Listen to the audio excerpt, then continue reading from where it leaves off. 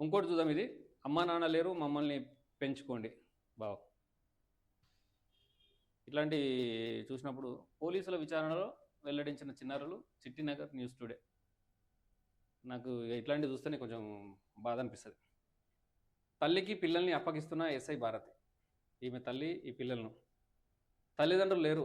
మమ్మల్ని పెంచుకోమంటూ మత్స్యకారులను ప్రాధేయపడి వారి అనుమతితో ఇల్లు వదిలి వెళ్ళిన అన్నా, చెల్లిని తల్లికి అప్పగించినట్లు కొత్తపేట సీఐ చిన కొండలరావు తెలిపారు.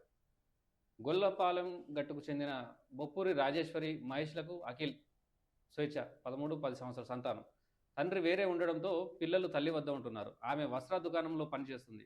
పని ఒత్తిడి, ఇతర కారణాల వల్ల పిల్లలను చీటికి మాటికి తిట్టడం, కొట్టడం ఇబ్బంది పెడుతున్న నేపథ్యంలో మనస్తాపం చెంది ఇంటి నుంచి వెళ్ళిపోవాలని వారు నిర్ణయించుకున్నారు. పథకం ప్రకారం అఖిల్ పాఠశాల మానేసి ప్రకాశం బ్యారేజీ అవతల సీతానగరం కట్ట ప్రాంతంలో చేపలు పట్టుకునే మత్స్యకారుల వద్దకు వెళ్ళాడు. వాళ్ళ దగ్గర సమయం గడుపుతూ తల్లిదండ్రులు లేరని తనను చెల్లిని పెంచుకోవాలని 3 రోజులుగా అడుగుతున్నాడు. నిజమేనని పిల్లలు ఇబ్బంది పడుతున్నారని భావించి జాలితో సరేనన్నారు. ఈ నెల 21వ తేదీన పాఠశాలకు వెళ్ళడం లేదని తల్లి మందలించడంతో అదే సాకుతో అన్న చెల్లెలు కలిసి సీతానగరం మత్స్యకారుల వద్దకు వెళ్లారు. పిల్లలు ఎంతకీ ఇంటికి రాకపోవడంతో అదృశ్యమైనట్లు పోలీసులకు తల్లి ఫిర్యాదు చేయగా దర్యాప్తు చేపట్టారు. పోలీసులు 5 బృందాలుగా ఏర్పడి గాలించారు. సీసీటీవీ ఫుటేజ్ ఆధారంగా ఇద్దరిని గుర్తించగా విచారణలో పిల్లలపై విషయాలను తమకు వెల్లడించినట్లు సీఐ తెలిపారు. తస్మాత్ జాగ్రత్త. చూడండి, ఇది జాగ్రత్తగా ఉండాలమ్మా. తల్లిదండ్రులు తమ పిల్లల పట్ల ప్రేమ, ఆప్యాయత, సహనంతో వ్యవహరించాలని, ప్రతి చిన్న విషయానికి మందలించడం, కొట్టడం, తిట్టడం, మనోభావాలు దెబ్బతినేలా ప్రవర్తించడం చేయవద్దని పోలీస్ కమిషనర్ రాజశేఖర్ బాబు సూచించినట్లు సీఐ చినగొండలరావు తెలిపారు. వారి సమస్యలు తెలుసుకొని స్నేహపూర్వక వాతావరణంలో పరిష్కరించడం, ధైర్యం చెప్పడం వంటివి చేయాలని సూచించినట్లు తెలిపారు. వీళ్ళకి పోలీసులకు థ్యాంక్ యూ. ఈ తల్లి మహానుభావురాలు.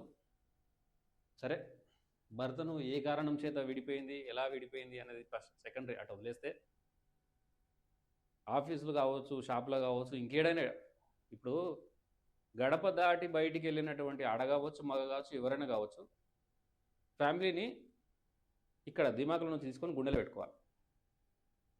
గుండెలు మాత్రం ఉండాలి, భద్రంగా ఉండాలి. గడప దాటి బయటికి వెళ్ళగానే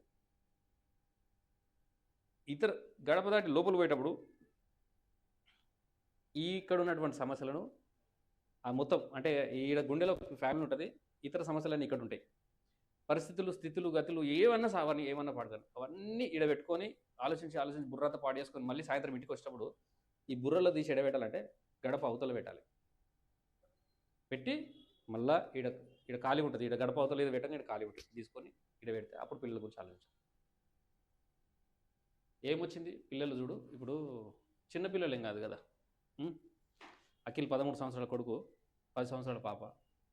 వీళ్ళు ఎంత డిప్రెస్కి గురైతే, ఎంత ఆలోచిస్తే, ఎంత తపన పడి ఉంటే లోపల అటు అమ్మ చీటికి మాటి కొట్టడం, తిట్టడం పక్కన పెడితే అమ్మకు భారం అవుతున్నామనో, లేకుంటే అమ్మ మీరు చేసేసుకొని మాట్లాడిందనో, అమ్మ మాట్లాడే మాటలను తట్టుకోలేక కదా పిల్లలు ఇంకోళ్ళ దగ్గర పోయి మేము అనాథలు, మాకు ఎవ్వరు లేరు, మేము చచ్చిపోయారు, మా దృష్టిలో ఎవరు లేరు, మేము హ్యాపీగా మీతో ఉండాలనుకుంటున్నాం, మమ్మల్ని సాదుకోరి అని అడగడం ఏంది?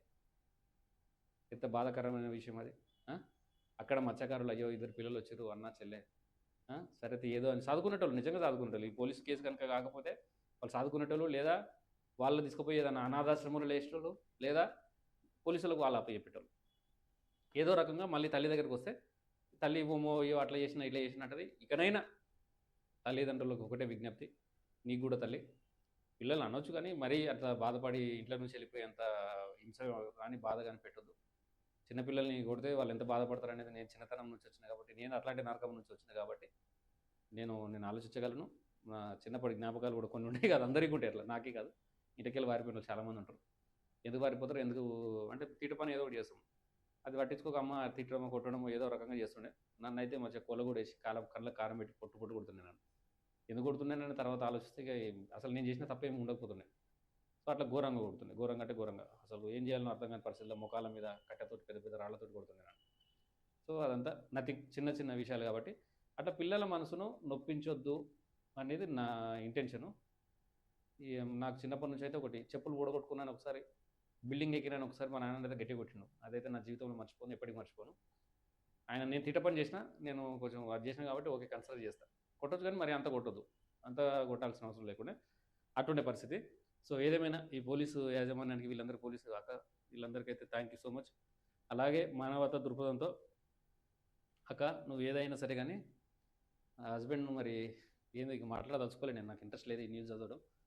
Thank you. పిల్లలు జాగ్రత్త చూసుకోక ఇప్పటికైనా అంతే. ఇక మీరు ఏ కారణాలు మీ కుటుంబ కలహాలు ఏమున్నా ఏది చేసినా పిల్లల మనసులు ఇట్లున్నాయి ఇప్పుడే అంటున్నారంటే ఈ పిల్లలు బేసిక్గా ఆ తండ్రి అనేటోడు ఎవడైతుండో ఆ తండ్రి దగ్గరికి పోవాలి. మీరు మీ తండ్రికి ఎప్పుడు భారం కదా, మా పిల్లలు ఎవ్వరు తండ్రికి భారం కాదు. ఆ తండ్రి ఇంకో పెళ్లి చేసుకుంటే కనుక ఆ తల్లికి భారమేమో ఆ పిల్లలకి ఏదైనా భారమేమో అని తండ్రికి భారం కాదు. కాబట్టి మీకు తల్లి నుంచి కానీ తండ్రి నుంచి కానీ ఎలాంటి పొరపాట్లు ఉన్నా ఏదున్నా ఇట్లాంటి టార్చర్స్ ఉన్నా ఇట్లాంటి బ్లాక్మెయిల్స్ కానీ ఇట్లాంటి మెంటల్ ఫోర్స్ ఉన్నా తండ్రి దగ్గరికి వెళ్ళిపోండి. తండ్రి హ్యాపీగా చూసుకుంటాడు, ఉన్న దాంట్లో పెడతాడు, పంచిస్తాడు, హాయిగా ఉంటుంది. మీరు బాధపడద్దు, మానసిక వేదనకు గురి కావద్దు, మీరు టెన్షనే పడొద్దు.